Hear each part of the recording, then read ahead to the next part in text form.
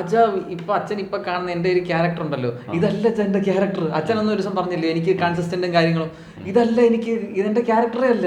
ഇപ്പൊ അച്ഛനുമായിട്ട് ബന്ധപ്പെട്ട സംഭവം പിന്നെ എന്റെ വേറൊരു ജോവലായിരുന്നു. ഇതുവരെയായിട്ട് എന്താണെന്ന് അറിയത്തില്ല, ലൈഫ് സ്റ്റൈൽ ചേഞ്ച് ചെയ്യാൻ തുടങ്ങി. എന്റെ സ്വഭാവം ഇങ്ങനെ അച്ഛൻ ഈ കാണുന്നതേ അല്ല. ഇപ്പൊ അച്ഛനാണെങ്കിൽ അന്നത്തെ ജോവനെ കണ്ടു കഴിഞ്ഞാൽ അച്ഛൻ പറയും ഇവനായിരുന്നു എന്ന് വെച്ചാൽ തല്ലിപ്പൊളിക്കാർ, അങ്ങനത്തെ ഒരു ഇതല്ല, വേറൊരു ഇതായിരുന്നു. പക്ഷെ പിന്നെ ഇത് അച്ഛനോടുള്ള ഇത് വന്നേ പിന്നെ വേറൊരു ലെവലോട്ട് പോകുമായിരുന്നു. കൺസിസ്റ്റൻ്റ് ആവാത്തടത്ത് കൺസിസ്റ്റൻസി വരുന്നു, അങ്ങനെ പലയിടത്തും ഇല്ലാത്ത കാര്യങ്ങൾ ഉള്ളതായിട്ട് വരുന്നു. അങ്ങനെ പല സാധനങ്ങളും ഇങ്ങനെ ബൂസ്റ്റപ്പായി വീട്ടിൽ തന്നെ എന്തൊക്കെയോ മാറ്റങ്ങൾ വരാൻ തുടങ്ങി. പിന്നെ അച്ഛൻ്റെ ആ ഒരു സ്വാധീനം വീട്ടിൽ വന്നു. അപ്പോഴത്തേക്കും വീട്ടിലാണെങ്കിൽ ഒരു കോലാഹലവും ബഹളവും ഒക്കെ ഉണ്ടായെങ്കിലും അവരിങ്ങനെ ഇപ്പോഴത്തെ ഒരു സ്റ്റേജ് അവരെത്തിയെന്ന് പറഞ്ഞാൽ അച്ഛനോട് അങ്ങനെ അങ്ങ് പറയാനും പറ്റുന്നില്ല, എന്നാൽ പറയണമെന്നുണ്ട്. ഈ സ്റ്റേജും മാറും.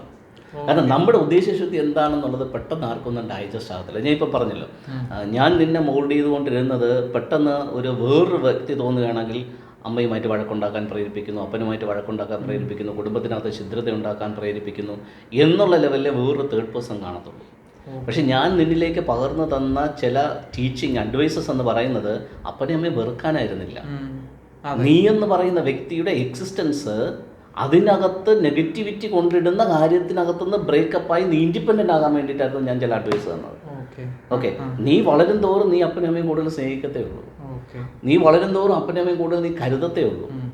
ഓക്കെ, പക്ഷെ അവരുടെ നെഗറ്റീവ് സ്വാധീനത്തിനകത്തുനിന്ന് നീ പുറത്ത് വന്നാലും നിനക്ക് വളരാൻ പറ്റത്തുള്ളൂ.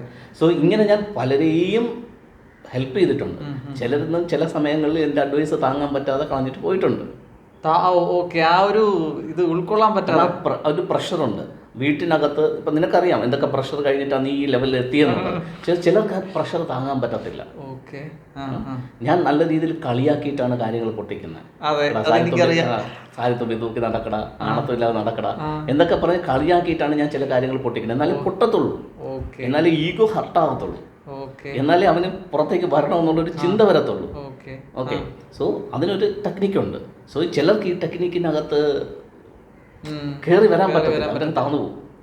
ഓക്കെ, സോ അങ്ങനെ പോയിട്ടുള്ള ഒരുപാട് പേരുണ്ട്. അവർ ഒരുപാട് നെഗറ്റീവ് പറയും, ഇങ്ങനെയാണെന്നുള്ള രീതി. പ്രശ്നമല്ല, നമ്മുടെ ഇൻറ്റൻഷൻ കറക്റ്റാണെന്നുണ്ടെങ്കിൽ, നമ്മുടെ ഉദ്ദേശശുദ്ധി കറക്റ്റാണെന്നുണ്ടെങ്കിൽ പിന്നീട് പതിയെ ആൾക്കാർ മനസ്സിലാക്കി വരും. ആദ്യമൊന്നും മനസ്സിലാകത്തില്ല. ഓക്കെ, സോ ഇപ്പോൾ ഒരു കഴിഞ്ഞ 1.5 വർഷം കൊണ്ട് ജോയിലുണ്ടാകുന്ന മാറ്റം ഇപ്പൊ എവിഡന്റ് ആയി തുടങ്ങി. ആദ്യമൊന്നും കാണാനില്ലായിരുന്നു, പറച്ചിൽ മാത്രമേ ഉണ്ടായിരുന്നു. പക്ഷെ ഇപ്പോൾ റിസൾട്ട് വെളിയിൽ വരാൻ തുടങ്ങി. ഇതൊന്നും അല്ല.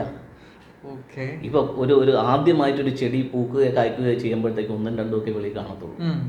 പക്ഷെ ഒരു 2-3 വർഷം കഴിയുമ്പോൾ നിറയെ കായ്ഫലം ഉണ്ടാവും.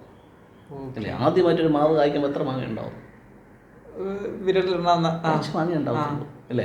പക്ഷെ 4 വർഷം കഴിയുമ്പോഴോ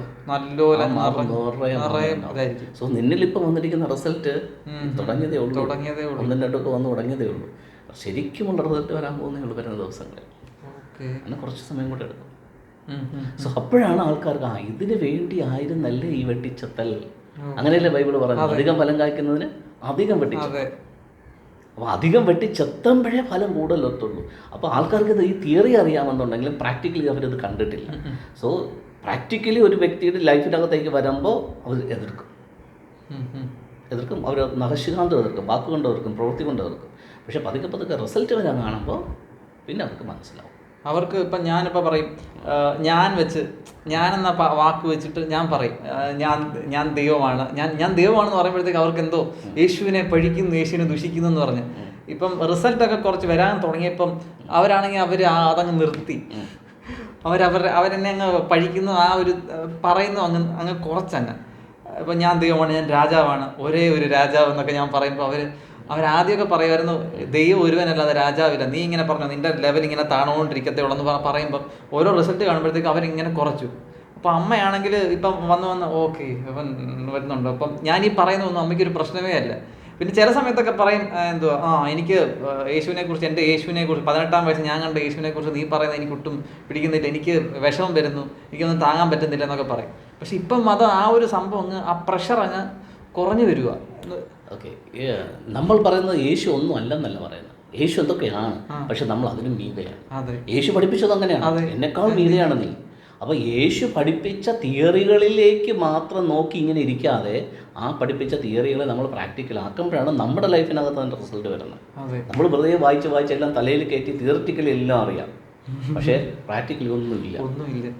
ഈ അവസ്ഥ മാറിയിട്ട് തിയറിറ്റിക്കലി ഒന്നും ഇല്ലെങ്കിലും കുഴപ്പമില്ല, പ്രാക്ടിക്കലി നമ്മൾ പ്രൂവ് ചെയ്ത് കാണിക്കണം. എനിക്ക് ബൈബിൾ മുഴുവൻ വായിച്ച് അരച്ച് കലക്കി കാണാതെ പാഠം പഠിച്ചില്ലെങ്കിൽ ഒരു വിഷയമില്ല, പക്ഷെ ബൈബിളിൽ പറഞ്ഞിരിക്കുന്ന കാര്യത്തിൻ്റെ റിസൾട്ട് എൻ്റെ ജീവിതത്തിനകത്ത് വരട്ടെ, അതറിഞ്ഞില്ലെങ്കിലും കുഴപ്പമില്ല. അവിടെയാണ് ദൈവം ആഗ്രഹിക്കുന്ന റിസൾട്ട് ഇരിക്കുന്നത്. അച്ഛാ, അപ്പോൾ ഒരു മനുഷ്യൻ അപ്പോൾ ഇൻഡിപെൻഡൻ്റ് ആവണ്ടേ? അപ്പോൾ അതിൻ്റെ ഒരു ഉറപ്പായിട്ടും ഇൻഡിപെൻഡൻ്റ് ആവാതെ ഒരിക്കലും ഒരു മനുഷ്യന് ആ ഒരു ഔട്ട്പുട്ട്, ബൈബിൾ പറയുന്ന ആ ഒരു ഔട്ട്പുട്ട് കൊടുക്കാൻ പറ്റത്തില്ലല്ലോ. കിട്ടത്തില്ല. ഇപ്പം എല്ലാവരും സ്ലേവറിക്കത്തല്ല ഇപ്പോഴും കിടക്കുന്നത്. അപ്പോൾ അവരുടെ ഉള്ളിൽ വെളി വരാനായിട്ട് ആദ്യം ത്വരമൊക്കെ ഉണ്ടായിരിക്കും, പിന്നെ അതങ്ങ് ഉറങ്ങിക്കിടക്കില്ല ഇപ്പോഴും. ഞാൻ ഈ പറഞ്ഞ പോലെ കുറച്ചൊക്കെ ഒന്ന് ശ്രമിച്ചു നോക്കും, പറ്റുന്നില്ല എന്ന് കാണുമ്പോൾ പിന്നെ അവർ പഴയതിനേക്കാളും അടിമത്വത്തിനകത്തേക്ക് വീണ്ടും പോകും. സോ ആദ്യം അപ്പൻ്റെ അമ്മയുടെ അടിമത്വത്തിനകത്തൊന്ന് വെളിയിൽ വരണം. അവരെ സ്നേഹിക്കണമെന്ന് കരുതണമെന്നല്ല ഈ പറഞ്ഞതിൻ്റെ അർത്ഥം. അടിമത്വത്തിനകത്തൊന്ന് വെളിയിൽ, അത് കഴിഞ്ഞ് മതത്തിൻ്റെ അടിമത്വത്തിനകത്തൊന്ന് വെളിയിൽ വരണം. അത് കഴിഞ്ഞ സൊസൈറ്റിയുടെ അടിമത്വത്തിനകത്തൊന്ന് വെളിയിൽ വരണം. സോ ഈ ഇൻഫ്ലുവൻസിനെ പൊട്ടിച്ച് വെളിയിൽ വരുന്ന ഒരു വ്യക്തിക്ക് മാത്രമേ ഔട്ട്സ്റ്റാൻഡിംഗ് ആയിട്ട് എന്തെങ്കിലും ചെയ്യാൻ പറ്റത്തുള്ളൂ. ബാക്കിയുള്ളവൻ ജനിച്ച് ചത്തങ്ങ് പോകത്തേ ഉള്ളൂ. ഓക്കെ, മനസ്സിലായി. ഇനി ഇങ്ങനെ വരുന്നുണ്ടോ? വരുന്നുണ്ട്, പക്ഷേ നെഗറ്റീവായിട്ട് ആയിരിക്കും കൂടുതൽ ആൾക്കാർ വെളിയിൽ വരുന്നത്. പോസിറ്റീവായിട്ട് വരുന്നവരുടെ കുറവാണ്.